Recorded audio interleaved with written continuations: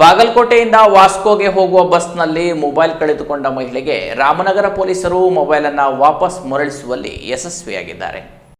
ಬಾಗಲಕೋಟೆಯಿಂದ ವಾಸ್ಕೋಗೆ ಪ್ರಯಾಣ ಬೆಳೆಸಿದ ಮಹಿಳೆಯು ರಾಮನಗರ ಬಸ್ ನಿಲ್ದಾಣದಲ್ಲಿ ತನ್ನ ಮೊಬೈಲ್ ಕಳೆದುಕೊಂಡು ಆತಂಕಿತಳಾಗಿದ್ಲು. ಬಳಿಕ ನೇರವಾಗಿ ಪೊಲೀಸ್ ಠಾಣೆಗೆ ತೆರಳಿದ ಮಹಿಳೆಯು ಪೊಲೀಸ್ ಅಧಿಕಾರಿಗಳ ಬಳಿ ತನ್ನ ಮೊಬೈಲ್ ಕಾಣೆಯಾದ ಬಗ್ಗೆ ದೂರು ದಾಖಲಿಸಿದ್ದಾರೆ. ತಕ್ಷಣ ಕಾರ್ಯಪ್ರವೃತ್ತರಾದ ಪೊಲೀಸರು ಕ್ಷಿಪ್ರ ಕಾರ್ಯಾಚರಣೆಯ ಮೂಲಕ ಕೇವಲ 10 ನಿಮಿಷದಲ್ಲಿ ಮೊಬೈಲ್ ಅನ್ನು ಪತ್ತೆ ಮಾಡಿ ವಾರಸುದಾರರಿಗೆ ಮರಳಿಸುವಲ್ಲಿ ಯಶಸ್ವಿಯಾಗಿದ್ದಾರೆ. ಪೊಲೀಸರ ಈ ಕ್ಷಿಪ್ರ ಕಾರ್ಯಾಚರಣೆಗೆ ಸಾರ್ವಜನಿಕ ವಲಯದಲ್ಲಿ ಮೆಚ್ಚುಗೆ ವ್ಯಕ್ತವಾಗಿದ್ದು, ಮೊಬೈಲ್ ಕಳೆದುಕೊಂಡ ಮಹಿಳೆ ಕೂಡ ಧನ್ಯವಾದ ಸಲ್ಲಿಸಿದ್ದಾಳೆ. ನನ್ನ ಹೆಸರು ರೇಖಾ ಮೋಹನ್ ಕುಮಾರ್ ಅಂತ. ನಾವು ವಾಸ್ಕೋ ಬಸ್ ಇಂದ ಬರ್ತಾ ಇದ್ದೆ, ಬಾಗಲಕೋಟೆ ವಾಸ್ಕೋ ಬಸ್ ಅಲ್ಲಿ. ನನಗೆ ರಾಮನಗರದಲ್ಲಿ ಬಸ್ ಸ್ಟಾಪ್ ಅಲ್ಲಿ ಮೊಬೈಲ್ ಕಳೆದಿತ್ತು.